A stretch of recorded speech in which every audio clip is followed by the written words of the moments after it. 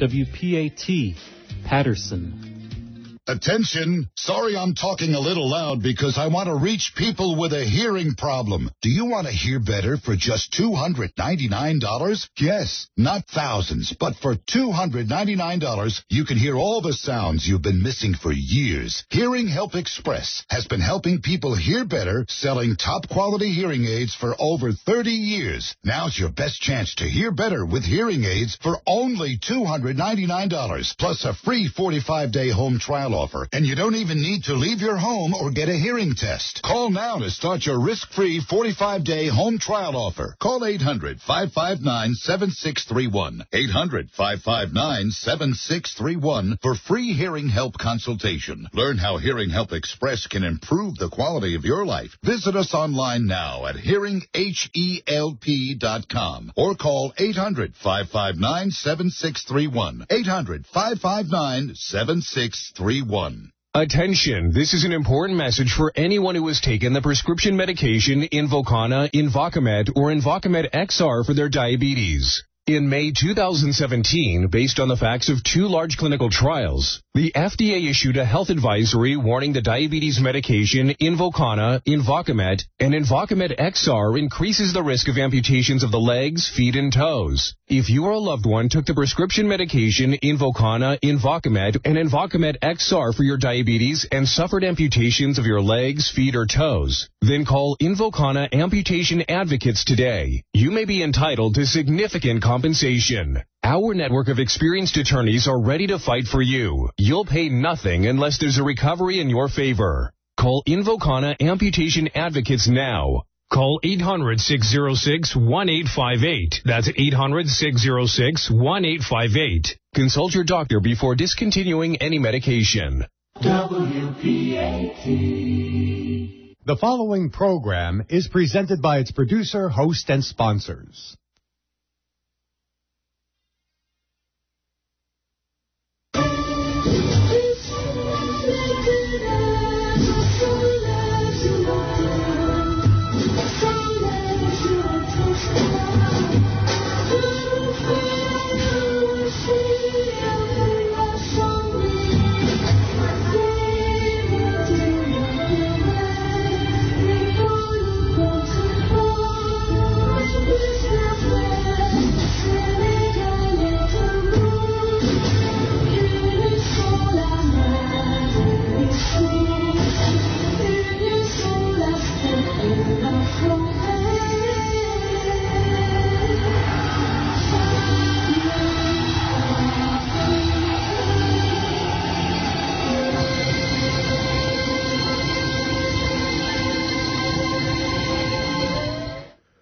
asalaamaaleykum wa rahmatullah wa barakatuhu mbokk Sénégal ñu ngi leen di nuyu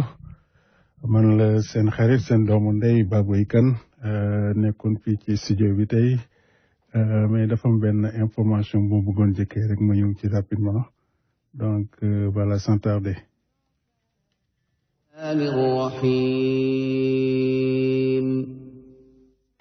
Alhamdulillahi rabbil alamin. الرحمن الرحيم مالك يوم الدين إياك نعبد وإياك نستعين اهدنا الصراط المستقيم صراط الذين أنعمت عليهم غير المغضوب عليهم ولا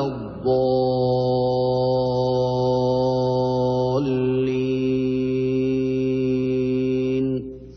صدق الله العظيم. السلام عليكم ورحمة الله. président. Baboy. waaw président Ibrahima Sow moo nekk ci ligne bi donc dafa am benn information bi nga xam ne ñu ko bëgg a indil rapidement ñu dugg ci quoi donc président bismillah.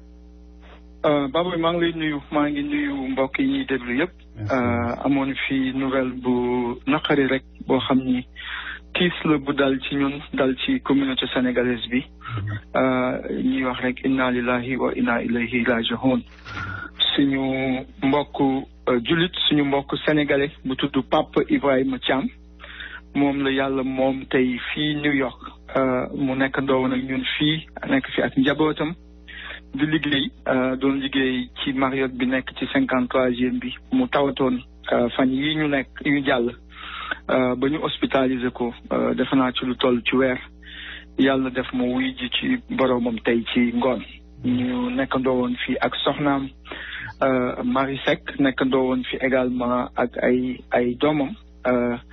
ñu dëkkoon Harlem 137 ñu yëgal ñu génn àddina tey ñu koy ñaanal yàlla xare ko àjjana yàlla def barke ci njaboot bi mu bàyyi ci gannaaw bëggoon rek partager information bi ak communauté bi képp ku ko dégg nga ñaanal suñu mbokk boobu génn àddina yàlla xare ko àjjana tey ci ngoon la amaguñu détail yu naka lañ ko nar a toppatoowee lépp loo xam ni famille bi ñëwaat na ci ñun wax ñu ko ne noonu lañ ko bëgg a doxalee ak mën na am loolu la ñuy xaar ci communauté bi pour ñu jàppale leen danañu dellu si waat ñu wax ko communauté bi waaye rek nit ñi dégg ko noonu xamee ko noonu mu nouvelle bu tiis nouvelle bu naqari waaye ñu koy nangoo suñu comme suñu ndogalu borom rek parce que ay jullit lañu bëgg rek képp ku dégg information bi nga ñaanal suñu mbokk boobu yàlla xare ko àjjana te lu mel ni yeex fee am donc Baba yi ñu ngi lay sant bu baax di la gërëm vraiment ci li nga ñu yaatal ba ñu mën a passer information bi parce que pratiquement bi ma la woo léegi matul 10 minutes te li nga wax rek mooy bàyyi kon ñu njëkk laa jox nga wax donc ñu lay sant bu baax di la gërëm vraiment ci turu communauté bi yëpp bëggoon tam peut-être rek balaa ñoo daaneel jaale suñu mbokk suñu xarit Yelli Sey bi nga xam ne moom soxnaam dafa wàññeeku Sénégal ba tey lañ ko doon ñaanal jaale également suñu jigéen Ami Kane bi nga xam ne moom itam doomam dafa accidenté ci yoonu Pennsylvanie bi mardi bi passé ba mën na am altine ci suba parce que sànq bi ñuy wax ak ñoom ñu ngi naan mën na am altine ci suba lañ koy ñaanal ci funeral home bi nekk ci Second Avenue ak 116 donc loolu yëpp di ay tiis yu dal ci communauté bi ñu ngi ñaanal aji yi fi jógee yal na lañ yàlla xare àjjana di la sant di la gërëm di ñaanal mbokk yi ñuy déglu yal nañu yàlla may ñu fanaan jàmm jërëjëf Babou merci président ñu leen di jaale yéen ñëpp di ko jaale communauté bi yëpp yal nañu yàlla yërëm duna nii rek la ko vraiment merci encore président yéen a ngi def lépp lu ngeen mën ci communauté bi merci. Voilà donc sans tarder ma ñëwaat encore mën a continuer tuuti. A'uuzu billahi minash shaytaanir rajiim. donc ñu ngi jaale aussi surtout suñu xarit Yelli Sey ñu vraiment tiis bi ko dal na communauté bi yëpp vraiment man maa ngi koy soog a yëg nii sax aduna moom noonu rek la quoi donc. Talibé Cheikh ñu ngi la koy jaale bu baax a baax ak Ami Kane aussi moom tamit ñu ngi koy jaale accident boobu am noonu ni ko président waxee donc yàlla na fi géej donc voilà mu ñëwaat léegi merci.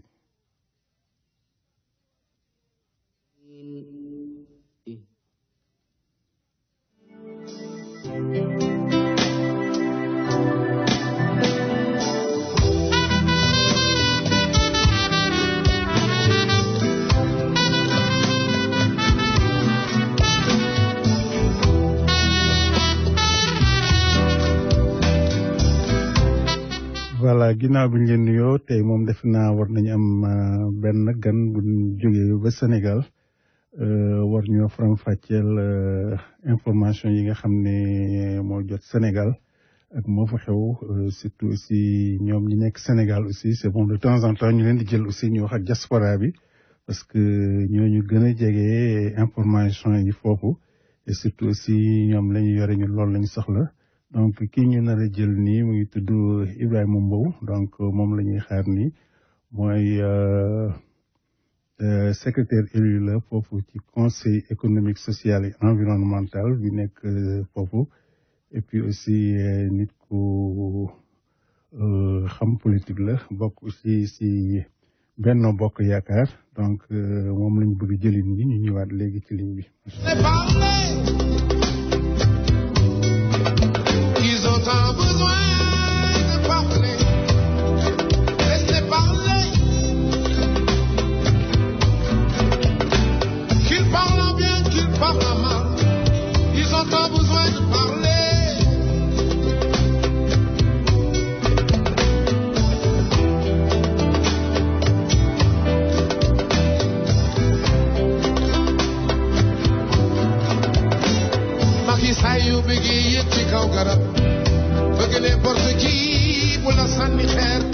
bëgg a wàcc bëgg a fayu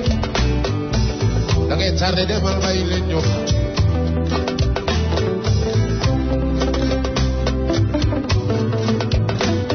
président saa yoo sangoo solu toilette ba génn di dem bëgg n'importe qui bu la sànni baat nga bëgg dellu si toog te da ngay tontu te leen tardé liggéeyal te bàyyi leen ñu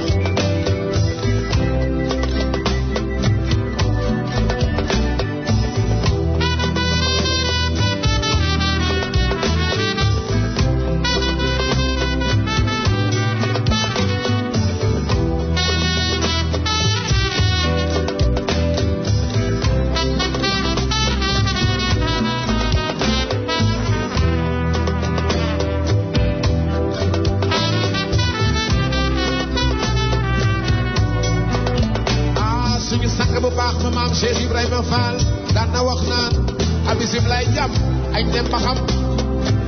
bu kere ngay man xayaam yàlla day fay ñi wax bàyyi ñi liggéey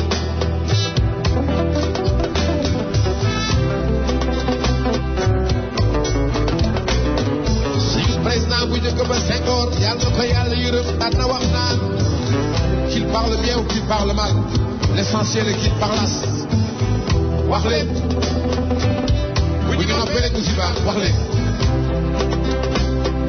le chien aboie, la caravane passe. Macky bàyyi leen ñu wax. Président bàyyi leen ñu wax. Macky bàyyi leen ñu wax. Président bàyyi leen ñu wax.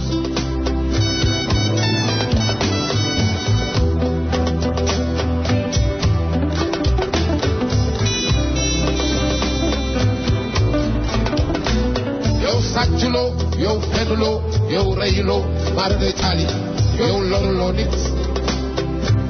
kon defal li ngay def te bàyyi leen ñu wax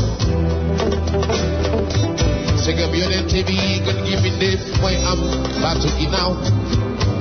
kon defal li ngay def te bàyyi leen ñu wax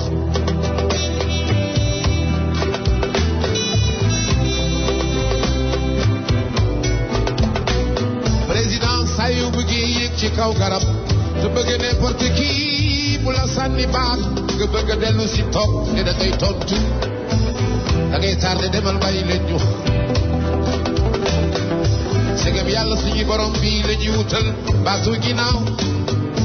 ak i saa yu bëggee génn sangu solu toilette ba génn di dem bëgg n'importe qui bu la sànni baat nga bëgg a dellu si toog te da ngay tontu da ngay tardé demal bàyyi leen ñu segam yonent bi gën gi bindeef lañuy utal baatu ginnaaw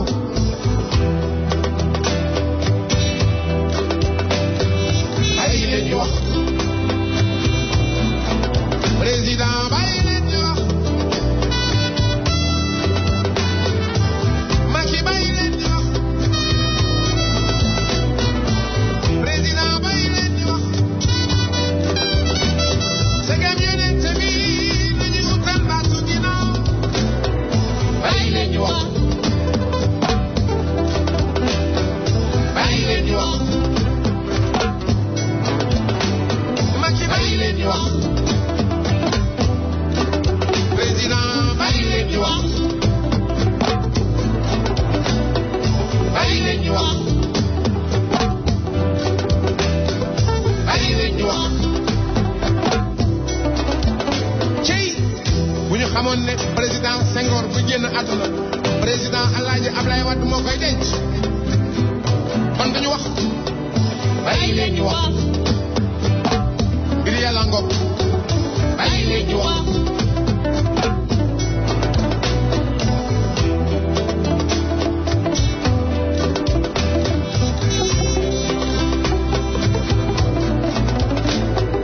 bàyyi leen ñu wax président bàyyi leen ñu wax waaw mbokk yi ñu delluwaat ci studio bi donc seen camarade Baboy Kane moo nekk fii et puis aussi am nañu suñu gan ci ligne bi donc muy Ibrahima Mbow El Hadji Ibrahima Mbow donc di un secrétaire élu conseil économique social et environnemental donc ñu koy woo depuis Ndakaaru mu war a dugg tey wax ak diaspora bi donc président ñu ngi lay nuyu. maa ngi leen di fay bu baax kan. voilà donc maa ngi doon présenté léegi nga nekk ci conseil économique social et environnemental bi en tant que secrétaire élu mais nekk aussi professeur foofu ci Ndakaaru mais aussi nekk président wu conseil des cadres Macky 2012 donc aussi war a wax ak tey waxtaan ak diaspora wu États-Unis d'Amérique nga xam ne ñu ngi toog fii tey muy 11h15. donc avant tout ñoo ngi jéggalu surtout li nga xam ne xam nga foofu 3h du matin boobu ba léegi yaa ngi toog di ñu xaar tout simplement pour bëgg a waxtaan ak diaspora bi vraiment ñu ngi koy rafetlu bu baax a baax. et puis aussi voilà léegi dama lay bàyyi monsieur Mbow nga dugg nuyoog Sénégalais yi. jërëjëf kan vraiment amul benn dérangement kontaante la rek di leen nuyu bu baax a baax yooyu di la féliciter ci initiative yi nga jël pour di waxtaan ak suñu mbokk Sénégal yi nekk ci diaspora bi nekk États-Unis nekk ci diaspora bi yëpp di wax rek ne la mbégte la man nag dëgg la jiitoon na sax Macky 2012 après bi Ibrahima Sall nekkoon coordonnateur ma dafa nekkoon ak coordonnateur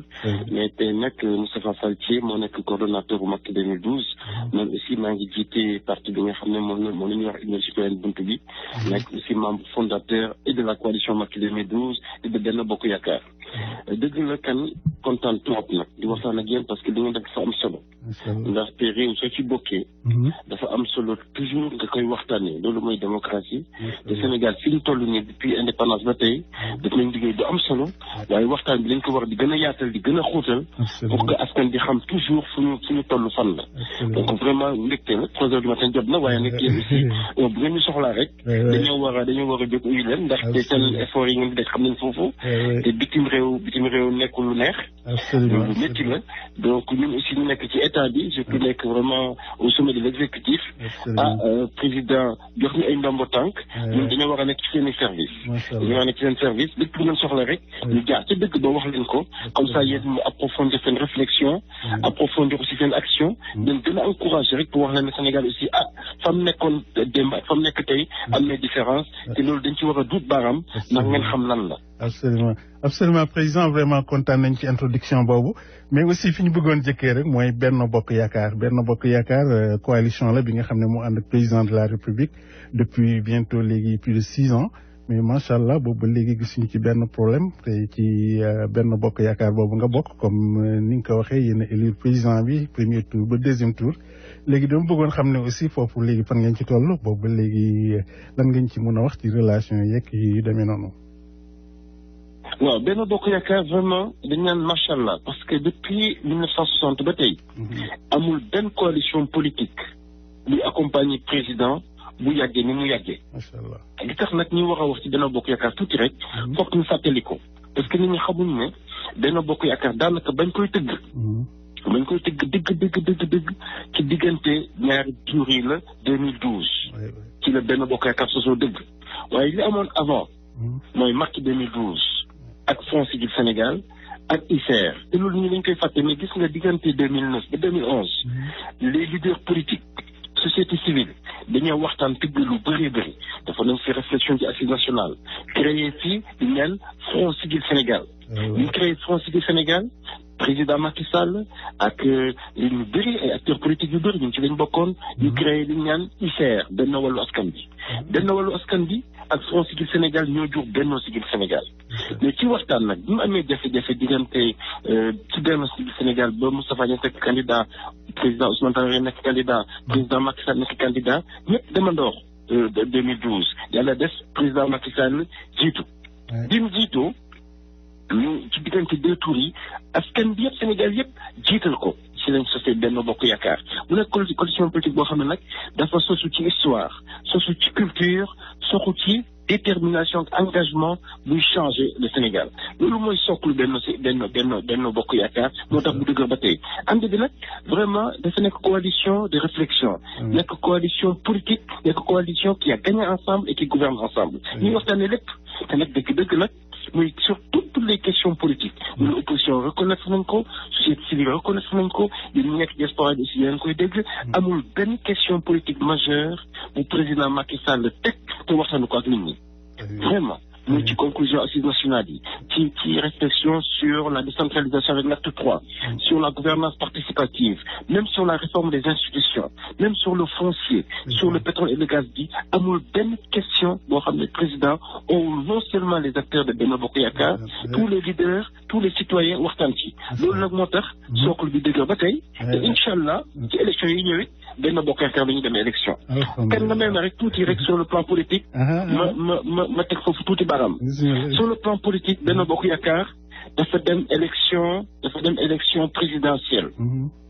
ensemble ñu jógee fa mu dem élection locale ensemble ñu jógee fa mu dem référendum ensemble dem législative ensemble lépp Benno Bokk Yaakaar ba élection yi mujj nii juin bi passé élection législative encore mu ànd ci donc depuis 2012 de 2018 bi chaque fois la coalition politique elle est forte, elle est assise, elle gouverne ensemble mu ngi jànkuwante ak ay jafe-jafe parce que coalition politique kenn mënul wax ne ñëpp ñoo bokk xalaat loolu amul fenn yéen États-Unis gën leer taxaw ngeen pour gën ko xam ne mais de démocratie aussi ak idées yu wuute ñoo ànd comme idées yu wuute nañ nag président da ciy génne toujours la quintessence de cela pour gouverner loolu mooy succès Benno Bokk Yaakaar moo tax mu nekk une coalition j'allais dire une coalition d'avenir une coalition du présent une coalition boo xam ne li ko lal mooy que Sénégal transformé wu yàlla def nag ñoom ñëpp nag ñu ànd ci cadre politique majeur du plan Sénégal émergent donc doxalin bi gën a rafet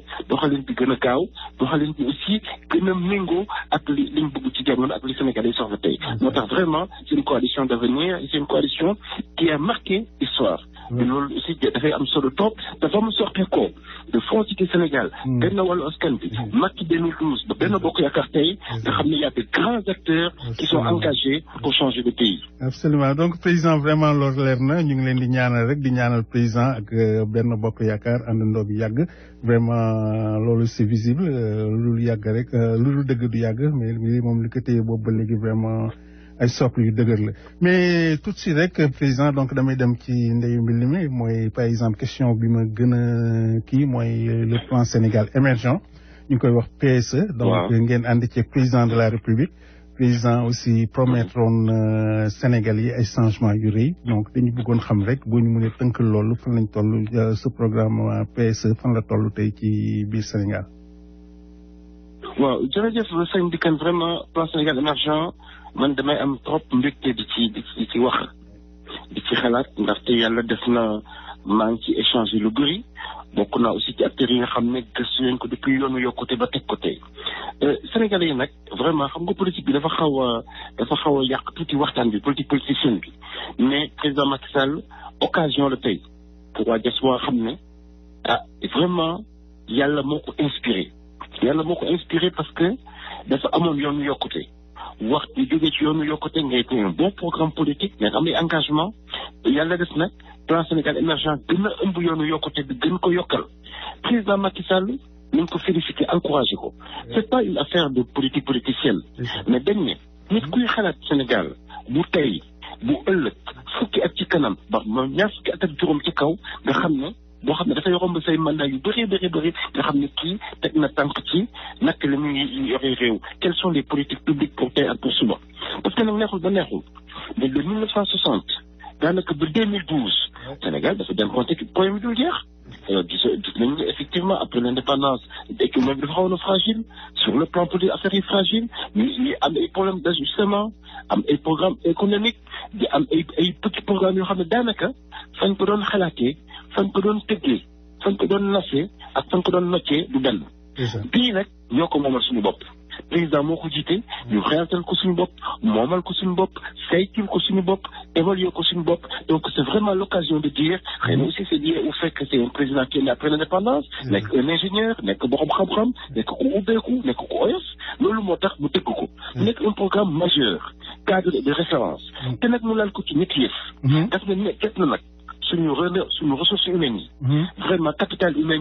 ñu valoriser ko loolu mooy njàng mi mooy santé bi mooy protection bi et cetera ñaareel bi mooy ni suñu économie dañ ko war a transformer dañu am économie rurale agricole béykat bi vraiment mosul gis boppam ci dara paysan bi daanaka daf doon dépendre ci nawet bi dépendre ci ay semences dépendre ci ay programmes te daanaka condition mosul mën a changé mu ne nag aussi jot na ñu changer aussi les institutions xam nga dañ leen dëkk li ko amee dëgg du nit ñi institutions yu taxaw ñooy am parce que nit ñi dañuy jàll institutions yi di des alors ci ñetti fànn yooyu nag muy capital humain di transformation de l'économie muy réforme institutionnelle plan Sénégal émergent loolu la ci lal mais man damay wax ak sama mbokku diaspora yi ne leen ak sama mbokku Sénégal ne leen fànn boo jël tey di nga gis njëriñ bi dama njëkkee rek énergie rek la ñuy wax ñëpp xam nañ ne nag avant 2012 neexul ba neexul mais amoon nañ ay jafe-jafe amoon nañ si ay plan tactel énergie bu coûté cher courant yëpp di coupé dikk àll di ñu naan dikk àll amuñu dara mais loolu jeex na tey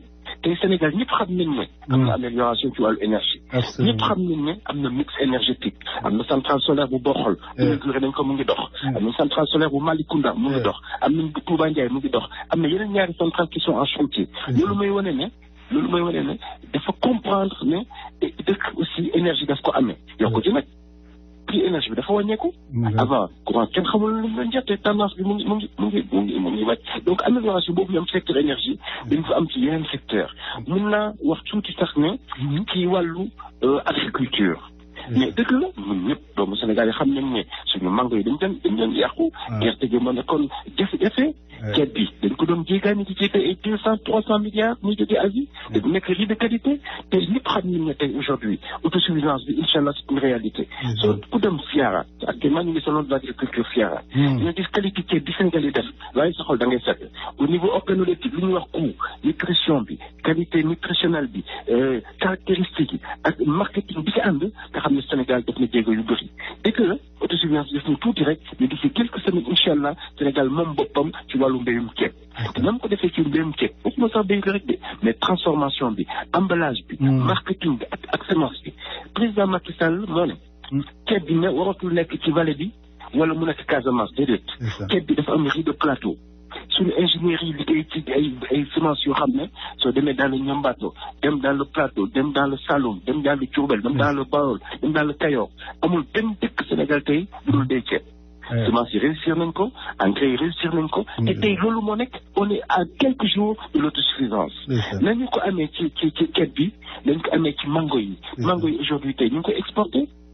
dans le domaine des légumes mais xam nga PSE dafa indi ay résultats yoo xam ne ñëpp ci d'accord nag muy opposition de société civile et tous les acteurs tous les industriels tey Sénégal ñu ngi béy oignon boo xam ne ñu ngi koy exporté bitim réew muy variété Mercedes mango baa ngi bitim réew haricot bi mu ngi dans les pays arabes dans la tomate cerise le Sénégal est presque leader mondial loolu dafa am ñu koy wax ci biir baram tellement on a maîtrisé la technologie dans le domaine aussi de l'élevage ranch de Doli nga xam ne moo nekkoon zone de repli président muré na ko ba béykat yi gis nañ ci seen bopp hydraulique rurale bi li ñu def ci réseau hydrographique bi loolu nag malheureusement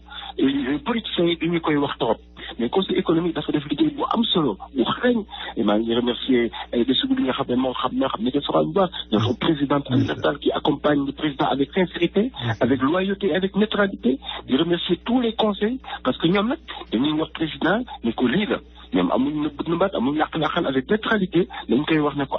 fii war nañ ko jubanti fii am na faiblesse fii am na ndaxasaay fii waaw góor te loolu nag mooy wane ne ci secteur yi ma la wax yëpp dañuy fekkee ci am ay résultats élevage maa ngi koy wax léegi mais ranch de Doli dañ ko xawoon abandonné terrain bi amoon na problème di am litige foncier béykat yi napp sàmmkat yi jaaxle mu am conflit foncier entre béykat yi sàmmkat yi loolu yëpp plan Sénégal émergent mu ngi koy réglé ndànk di ci waxtaan maa ngi leen wax waxu élevage mais bu ñu fàtte pêche et aujourd'hui de Bounkiling laa wax de Casamance ba Saint-Louis te quai de pêche yu bees ñoo fa nekk béykat yi si bopp nappkat yi ñoo koy gérer seen bopp ñoo gérer quai de pêche te Sénégal négocié na ay accord de pêche avec la Mauritanie amoon na ay jafe-jafe mais on va vers un accord positif léegi président daf ne napp dafa am solo ndax secteur boo xam ne am nga plus de 600 000 personnes yu si liggéey avant dañ leen am problème ci technique am problème ci conservation bi am problème ci commercialisation bi am problème de sécurité mais loolu jeex na bi ñu nappkat yi ñoom seen problème mooy motorisation ak sécurité président daf ne mais sàmmkat bu jóg dama lay subventionné à hauteur de 1 million moteur de pirogue te mu budgétisé xaalis bu dul jeex te loolu opérationnel na depuis 2-3 ans donc plan Sénégal émergent secteur par secteur dafa régler problème yu bëri léegi nag li ci neex ci ñun mu neex ci askan bi mooy ñu ngi gis résultats yi sur le plan volume ñu ngi koy gis sur le plan économique ñu ngi koy gis sur le plan du taux de croissance te it nag ñu ngi koy gis ci notation yi ñu bitim réew jox ndaxte ñu banque mondiale di FMI di Mo Ibrahim ak di index freedom amul benn organisation internationale bu sérieuse bu taxawul Sénégal ak plan Sénégal émergent comme modèle loolu dafa jar nag ñu ci dut baaraam di ko wax ne le Sénégal tey avec le PSE est considéré comme les 5 meilleurs réformateurs au monde suñu économie dafa baax on a un taux de croissance mais loolu moo nekk un taux de croissance boo xam ne romb na 6% ba léegi ñu ngi 7 et quelques %, depuis juróomi at ñu ngi ci léegi nag li ñu jural Sénégal ci kaw mooy suñu pouvoir d'achat dafa yokk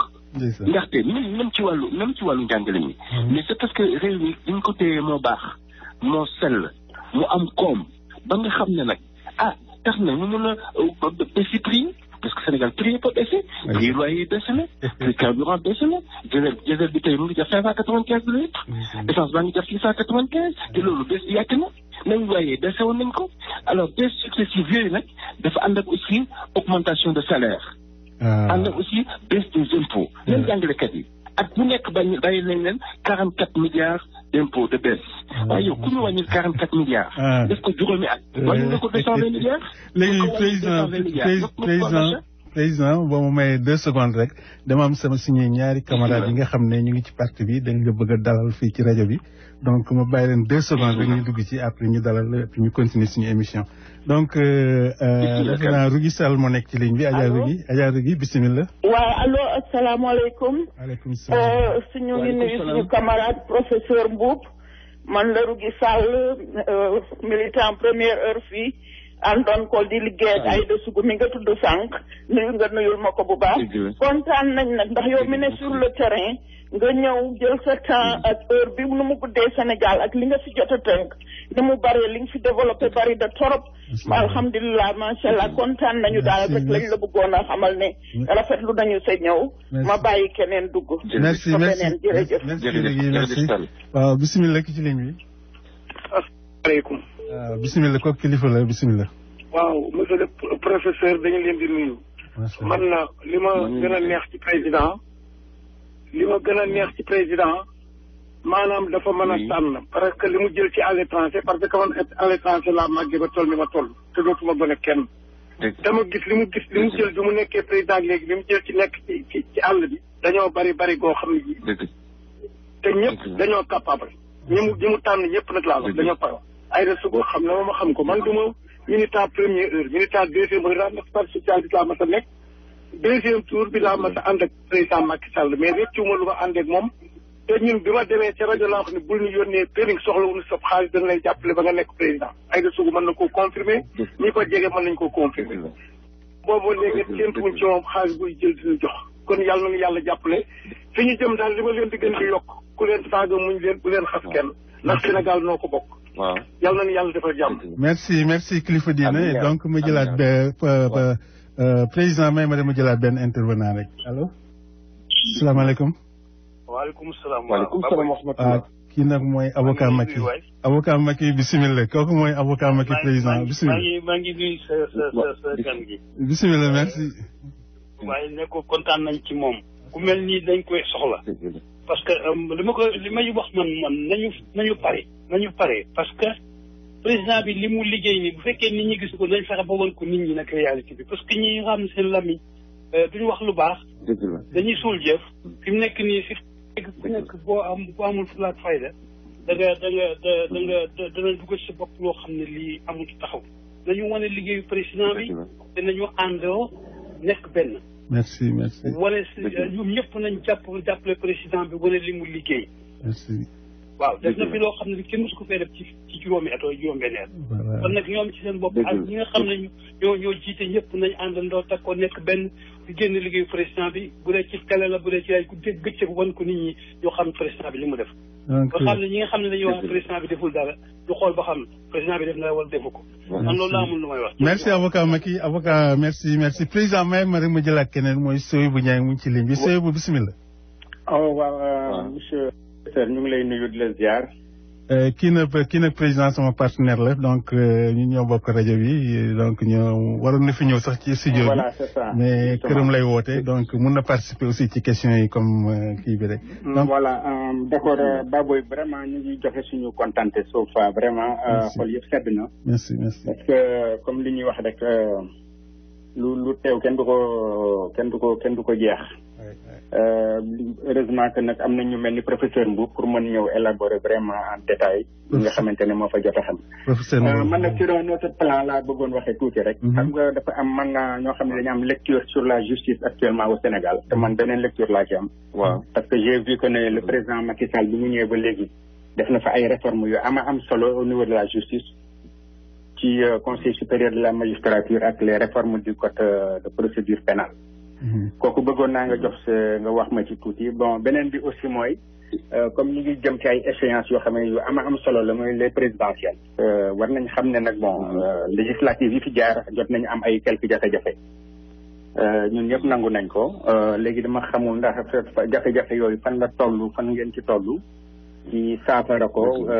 li ñu dëgmal ci jëm ci présidentielles yi loolu daal bëggoon naa ci xam quoi ndax vraiment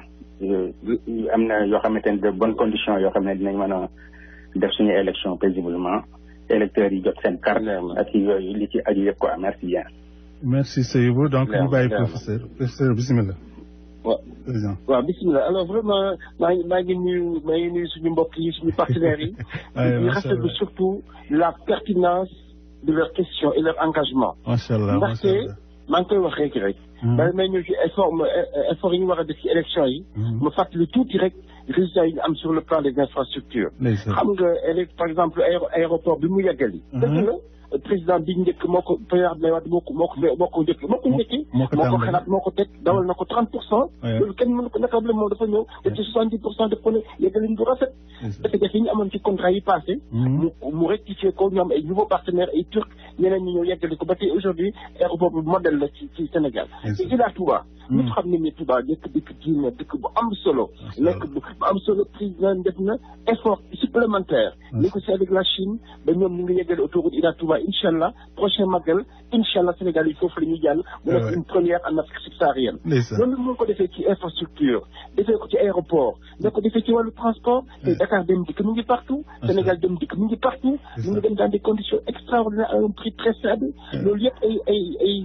ay évolution la yoo xam ne Sénégal yi ñu ngi koy dund au quotidien. wàllu industrie. Sénégal aujourd'hui dans le domaine du bâtiment. c'est le réveil de l'industrie. ñu s'opposé ni du ma sax tudd société ndax def nañ publicité. mais dans le domaine des bâtiments et travaux publics ñëpp xam ne aujourd'hui le Sénégal est un modèle en matière de développement. wax naa ko ci agroalimentaire. wax naa ko ci chimie. wax naa ko ci énergie. wax naa ko ci énergie donc loolu yëpp dafa nekk loo xam ne réforme bi moo ko permettre. léegi nag dëgg la. maa ngi wax Adjaratou ji vraiment di wax c'est l'occasion aussi féliciter suñu jigéen ñi dafa dugal aussi jigéen trop au cœur des institutions dugal leen au cœur de la gouvernance tey dëkk yu bëri ay jigéen ñoo fa nekk ay conseil départemental ñu ngi assemblée ñu ngi conseil économique ñu ngi ci gouvernement bi pour wan le rôle aussi que le président a non seulement du wax rek de moom dafa dépasser la théorie c'est un bâtisseur dëkk la moom c'est un homme de l'action moom ingénieur la moom xam nga nag dëgg la ñuy wax ci olof ne borongo dajul suuf ñun objectivement la ñuy wax ne yëpp dajul dëgg la dajul mënul daj sax loolu moo tax ñuy war a gën a continuer di liggéey ci loolu ngi dem borongo dajul suuf te nag suñu gars yi nag su opposition bi nekk fi des fois soo leen toppee xam nga dem nit soo ko rawee dëgg lan nañ dal lay jéem a dagee loolu mooy wax di xaw a nëxal idée bi mais le président Macky Sall dama naan c'est une chance pour le Sénégal c'est une chance pour la Sénégal ñun waxuñ ko wax mais c'est le modèle entier c'est le monde entier qui l'a dit et qui l'a salué sur le plan politique nañu waxante dëgg organiser élection dafa xaw am jafe-jafe nit ñi dañuy wax élection législative yi passé amoon na quelques rëq-rëq mais xam nga li tax Sénégal tey jii may wax ak yéen Babou mon frère il y a 299 partis politiques loolu la fi fekk moom noonu la tëddee noonu la ko lalee 299 partis politiques ba ci assises nationales yi avant ñuy jot nguur ci 2012 moom dafa waxoon ne foog askan bi c'est une exigence mais foog ñu moderniser la vie politique. te li ko en 2014. il y a eu presque 2700 listes aux élections locales. da may dégg 2700 listes le ministère dafa comme bulletin. élections yi passé nii législative am nañ 47 listes. au niveau des élections législatives 47 ñeent fukk ak juróom-ñaar. waaw mais ñeent fukk ak juróom-ñaar nga xam ne sooy voté da ngay wër a wër ba doo xamante ban couleur ngay jël. parce que marron yi bëri nañ bleu yi bëri nañ jaune yi bëri nañ symbole yi bëri nañ dafay xaw a lëndëmal li ñuy offre politique. mais mon frère dafay am solo trop ci diaspora bi. ma fàttali leen ne Sénégal nag bañ amee indépendance. ba daanaka 73 toujours benn candidat lañ leen am benn candidat unique. à partir de 83 lañ commencé am 78 83 lañ commencé am ñaari candidat mais ba 2000 ci am candidat yu bëri ci la commencé bëri 2007 2012 ci dañu amee 7 8 am 13 am 14 candidats. waaw mais 14 candidats présidentiels daanaka xaw na bëri. mais suñu continuer ci régime bii dañuy am ba 40 wala 50 wala 100. mais comme nag dañu nar am 40 wala 50 wala 100 il faut que suñu démocratie waxtaanaat. moo tax référendum bi ñu amoon ne nañ moderniser la vie politique nañ moderniser l'offre politique. dañu xam naka la ñuy demee élection parce que nag Sénégal aussi dëgg la ku ci nekk rek yeewu rek ne dama bëgg a jiite réew mi. doo xam doo am benn légitimité populaire. moo tax ñu ne ban système la ñu war a def système boobu nag réflexion boobu nag moo tax ñu ne war nañ renforcer consolider parrainage pour dem élection. dëgg la nag su mbokk diaspora bi ñu wax dëgg élection yi jafe woon na pour organiser ko. parce que liste yi ñoo bëri. am jafe-jafe ci liste yi bëri woon nit ci législative yow na avec 47. mais 47 yi fukk ak ñeent ñoo ci am député fanweer ak ñett yi amuñu député loolu mooy amuñu législative amuñu sax lu mat 20 000 voix waaw ku amul 20 000 voix war a dagganu baatu 6 millions d'électeurs parce que rek ci lañ jëm on va avoir une liste de 6 millions 5 à 7 millions. mais ku am liste 6 millions 5 ba 7 millions daanaka di nga am 5 millions de personnes yu nar a voté ji wala ba 6 millions. foog nga tamit foog am 3 et quelques millions. waaw naka la nit di mun a am jafe-jafe pour am 20 000 nga ne ko yow utal 3 millions pour jiite réew mi. très bien léegi nag foog ñu organiser loolu pour que mu am lisibilité politique loolu moo tax ñu ne foog ñu réformer le code électoral réformer la constitution loolu moo jur modification yi indi ñi nga xam ne ñaari modification la rek yoo xam ne dafay confirmer li ñu waxoon ci référendum bi mais il faut moderniser la vie politique. il faut que ñu am visibilité en matière d'offre politique ñu xam candidat bu ci nekk lan mooy sa programme lan nga àndal lan mooy sa légitimité pour que suñu la jox bàkki réew mi ñu jox la ko en toute connaissance et en toute liberté loolu moo tax ñu ne lañ indi système parrainage bi waaye nag loolu fi ku ledde parce que gis nga parrainage dafa am depuis 1991 dañ ko réservé woon aux candidats indépendants képp ku mosul bokk ci parti politique nga soxla réew mi dañ naan la na nga uti 10 000 signatures yu tasaaroo ci 7 régions yi nga ñëw soog a laaj baatu askan bi mais comme dañ ko doon obligé par les candidats indépendants président Macky Sall nag ne waaw ma ne lan moo tax ñu koy obligé Demba te duñ ko obligé keneen parce que nit ki aussi mun na mbubboo benn parti politique récépissé yi mën na 299 tey Sénégal chaque jour mu am parti bu créé léegi nag ñu ne obligation contrainte boobu ñuy defal indépendant bi mais nañ ko defal ñëpp comme ça ñoom ñëpp ñu yem ci comme ñëpp ci yem nag dañ leen jox 1% des signatures du nombre d'inscrits comme ça ku ci nekk déjà nga am une certaine légitimité ñu nekk nit ko amul légitimité 1% vraiment mun na di noppal bàyyi ñu ko am parce que réew mi li ñuy café y a tes histoires y a tes cultures y a tes continuités te li fi Senghor def Abdou Diouf def ko fi président Wade def ko ci président Macky Sall nam ñëw vraiment ful ñëpp nag mais nañ renforcer démocratie nañ teg PSE nañ doxal mais nañ ko def en toute liberté en toute ouverture loolu moo indi un peu les réformes voilà président boobu c'est-à-dire que ligne bi mu ngi xonq cur vraiment sénégalais yëpp bëgg nañu wax ak yow am naa ne questions yi bari na même bu dee ma jël rek 2 intervenants rek après mu ñëwaat ci yow léegi ligne 1 bi def naa allo ki ci ligne bi allo waa kenn texe allez-y Texe Gueye. voilà Baboy maa ngi lay féliciter parce que franchement. merci li ngay def rajo ba léegi yaa ngi door a indi ko nga xam ni ba nañ dégg li muy wax. bismillah pertinence nag nekkul dëgg. maanaam être pertinent mooy boo waxee. mais dinañ mën a dégg ni li ngay wax am na cohérence. macha allah ñaari question la am pour sa invité. oui bismillah la première question mooy dama bëgg mu confirmer ma ndegam. li nga xam ni moo ëpp problème actuellement ci Sénégal muy pétrole bi. moo fi wax sànq ni président Macky Sall waxtaan daf cee jubóog waa Benno Bokk Yaakaar. may laaj ndegam loolu daf koy confirmer waaw wala déet. ndegam donc li président bi def yëpp ci pétrole bi waa Benno Bokk Yaakaar ñoo ci ànd ak moom. deuxième question. la deuxième question mooy. moom parti politique ci la nekk dafa créé woon parti n'est-ce pas. ànd ak président Macky Sall. moom naka la mën a comparer une institution maanaam le parti politique c'est une institution. c'est une personne morale. naka la ko mën a comparer ak une personne physique boo nga xam ni ku mel na man damaa nekk ci àll bi ba mu neex ma am sama xaalis élection jot ma ñëw ni nañu ma fal. c'est vrai voilà léegi def naa question bi c'est compris. non c'est un problème de temps Texé. te ba problème de temps la. merci alors. voilà merci donc monsieur Ngaye Do bismillah. waaw léegi gis nga vraiment Texé maa ngi lay gërëm. monsieur Mbow doo may ma jël beneen rek ma jël benn intervenant rek ñu boole question yi donc monsieur Ngaye Do bismillah. asalaamaaleykum. maaleykum salaam professeur ñu ngi lay nuyu di la ziyaara. man contribution rek laay indi. parce que avant tout d'abord di ko jaajëfal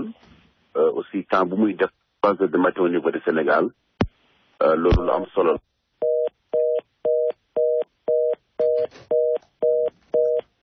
Aliou Ngaye Do coupé na donc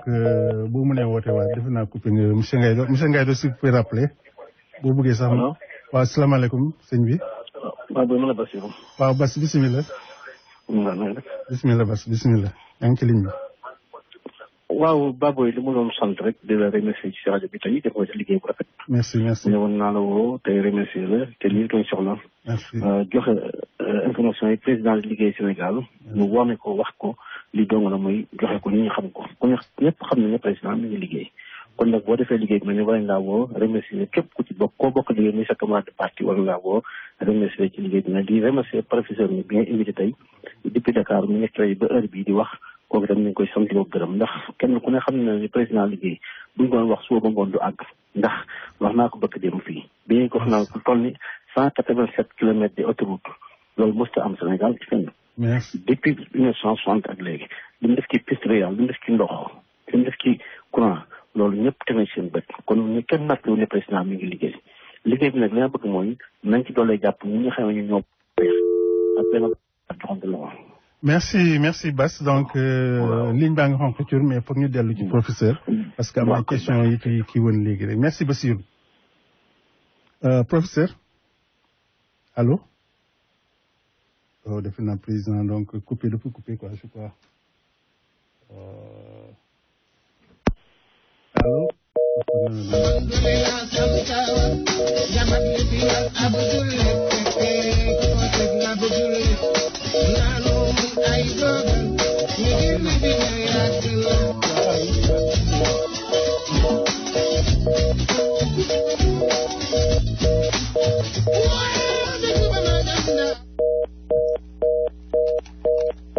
voilà defe naa président ñëw na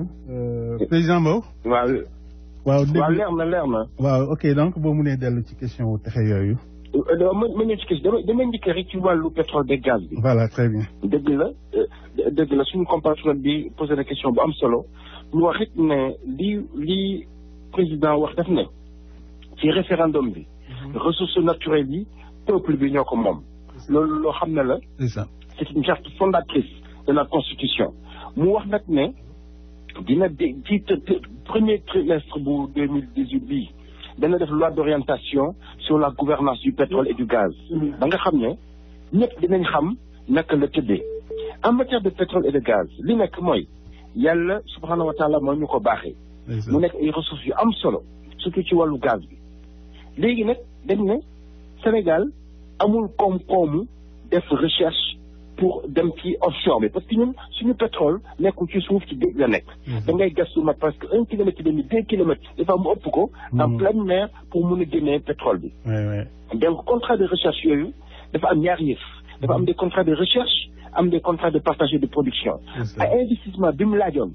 pour ñu gëstu ko xool ko ak risques yi Sénégal dañu waxante dëgg amuñu woon doole boobu. président ne nag duñ ko yemale ci benn partenaire na chinois yi ñëw na australiens yi ñëw na brésilien yi ñëw na français yi ñëw na turc yi ñëw képp ko mos a liggéey ci pétrole même africains yi ñu ngi fi na nga ñëw nga gëstu ñu jox la ay bloc nga gëstu soo prêt li nga ci génnee ñu xam ni ñu koy séddoo te nag moo xam ne transparence bi mooy tous les contrats pétroliers tous amul benn contrat bu nekkul tey ci internet bi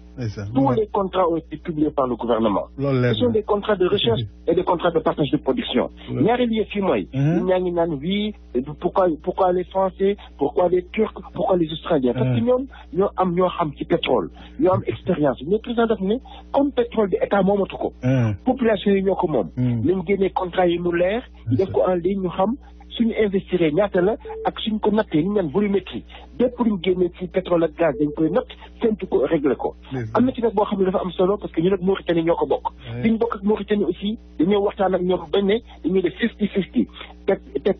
usine de traitement bi ci digg bi ñu liggéey lu ñu am ñu nag Mauritanie ñu séddoo ko doxal ko donc en matière de pétrole et de gaz dafa leer nañ benn bi constitution bi moo ko teg deuxième bi nag aussi c'est la loi d'orientation bi nga xam ne ñu ngi koy tëgg actuellement au niveau de l'Assemblée nationale pour que askan bi xam pétrole bi naka la fan la jëm ak fan lañ jëm merci président defe naa benn pétrole bi génn président merci beaucoup merci foofu leer na surtout affaire pétrole bi defe naa que ci doon laajte mais dafa am aussi suñu beneen camarade bi nga xam ne PIT la nekk donc mu ngi bokk ci Benno Bokk Yaakaar donc moom tamit mu ngi nii mu dafa bëgg a intervenir donc monsieur Sylla bismillah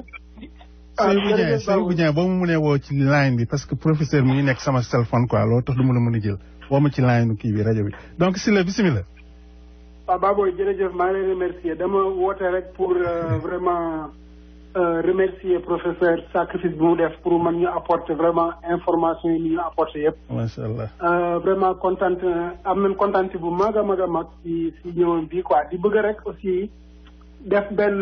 peut-être contribution rek par rapport ak question bu fi soulevé sànq ci affaire parrainage bi. di wax lan moo tax ñu bëgg yemale parti yi ak indépendant yi ma jàpp ne. je pense que professeur peut-être dina ma mën a gàgganti wala mu ne ma loolu xalaat la bu jub que bu ñu toogee ba élargir suñu parti ba jàpp ne askan wi même bu fekkee ne jóg nañu créé wuñu parti mais xalaat nañ ne war nañu mën a jëriñ réew mi bëgg a présenter aussi ay est-ce que jaaduwul effectivement ñu war a mën a téye au même pied d'égalité que les partis wala dañ leen war a mën a discriminer mais comme yow amuloo parti rek dañ lay sas loo xam ne li day diis ki am parti nag moom en fait duñ ko parrainé bon donc dama xamul rek vraiment lan la nit ñi di ragal ci parrainage bi et que chaque jour rek nga gis argument bu bees lii tey laa ko mos a dégg affaire discrimination du parti pour bàyyi parti du parrainé wu indépendant parrainé wu je pense que parrainage en fait ñëpp la war et que donc war nañu war a mën a wax xam ne loolu la bërki dem ñu nga wax ne dañoo ragal ne bu ñu defee ay signature dañuy infiltrer yàq signature yi donc man yaakaar ni li ñu war nañu delloo seen xel xam ne lii yëpp pour liggéey bi gën a sell rek la daal di remercier waat bu baax a baax vraiment professeur si ñoom bi jërëjëf dëgg la voilà merci waaw ci wàllu parrainage bi ci wàllu parrainage bi oui dafay am solo ñu expliquer ne leen dëgg la ci élection yëpp indépendant ak parti politique yem mosu ñoo yem mais élection présidentielle daanaka du parti politique mooy laaj baatu askan bi benn nit mooy laaj askan bi élection législative dëgg la élection communale ay parti la mais élection présidentielle benn nit mooy am projet ñëw jàkkaarloog askan bi ne leen man kat fii laa bëgg a demee Sénégal ñu xool nag ne comme am na 299 partis suñu demee ba am ay 20 30 40 50 personnes yoo xam ne ñoo bëgg a laaj baatu réew mi foog ñu am benn tamit parrainage bi dafa nekk loo xam ne dafay indi une clarification du débat politique dëgg la indépendant bi ak parti politique avant mosu ñoo yem parce que yow da ngay am indépendant ñu ne la utile 10 000 signatures nga nekk parti politique ñu ne la na sa parti def congrès nga dem même nit ñi xam nañ ne am na parti yoo xam ne daanaka dañ mën di able da ngay jël récépissé utiliser ko dem et cetera dañ ne nag pour ñu yemale ñëpp nag ci élection présidentielle jot nañu def parrainage dëgg la am na ñuy wax naan dañuy xam kan muy signé ak naka la mais nag attention Sénégal dafa xam élection Sénégal dafa miin élection Sénégal def na alternance en 2000 def na alternance en 2012 ni ñuy voté dafa leer nañ leen gis ngeen ko États-Unis suñu commencé voté ci période de 8 heures 18 heures 10 heures ci bureau de vote yi ñëpp xam na ne Sénégal kenn mënul sàcc élection loolu dañoo am une administration performante am une administration réelle yéen journalistes yi ngeen ci joué seen rôle bu rafet ba li génn ci bulletin de vote bi li génn ci vote bi mooy feeñ léegi nag dëgg la ñu naan on va connaître des électeurs d'accord mais xam ne kii ak kii moo parrainé mais loolu taxul mu voté la su fekkoon ne loolu la mais même France bi ñu jël comme modèle bi ñu amee jafe-jafe dañ ne waxoon ne commission Balladur la njëkkee après commission Jospin topp ci dañ ne naka la ñuy def dañuy parrainé candidat yi ñoom ñu ne nañ jël ay élu suñu jëlee ay député wala ay élu ñoom ñooy parrainé candidat yi ñu mën a dem élection loolu foofu lañ ko kale mais Jospin waxoon na sax ne nañ def comme citoyen du Sénégal bind tey France demoon na ba xalaat ko parce que nag mënuñ continuer vraiment di am pléthore de candidats dafay fausser le jeu politique te ci parrainage nag ñu ngi koy fàttali mais dafa am depuis 91 donc ñu nga exiger candidat indépendant bi exiger ko parti politique bi comme ça ñoom aussi ñu yem au moins du débat démocratique absolument donc professeur donc temps bi moo ñuy jatt nii mais vraiment bëgg nañu dugg ci détails yu bari même discours président bi àgguñu fa mais léegi vraiment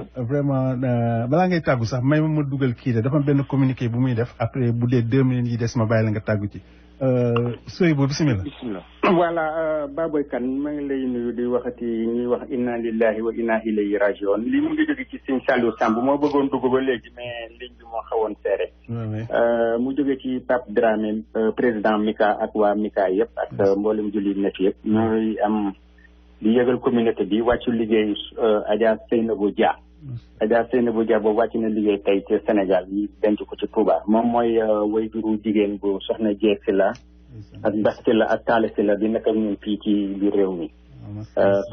soxna Adja Seynabou Dia moo wàcc liggéey ci Sénégal dinañ ko ñaanal fii ci soppee Xaadim altine incha allah bu ñu jullee tàkkusaan ba noppi ci soppee Xaadim altine incha allah soxna Seynabou Dia ñu ñaanal ko yàlla xare ko àjjana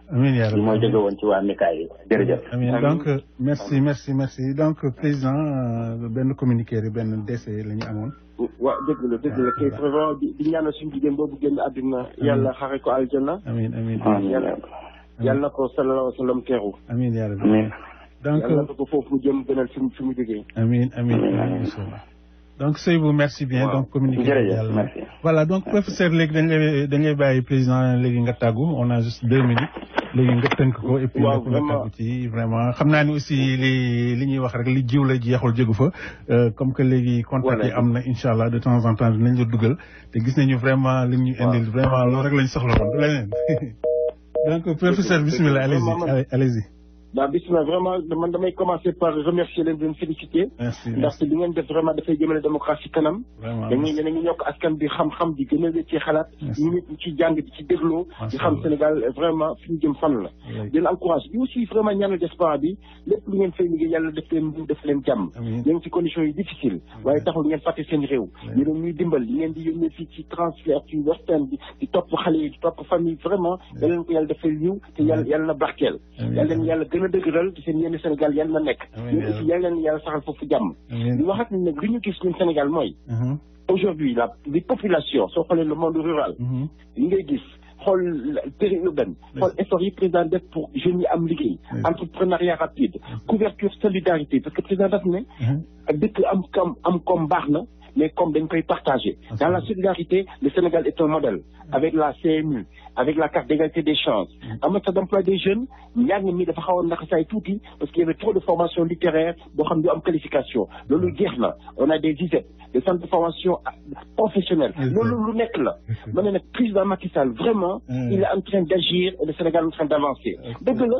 am na ay jéego yëpp yu ñu war a def te loolu nag moo tax ñu war ko jox un deuxième mandat ndaxte chantier yi am na solo les réalisations sont majeures les chantiers sont importants les chantiers sont nombreux les chantiers sont diversifiés loolu rek war na tax askan bi plébiscité ko inchallah en 2019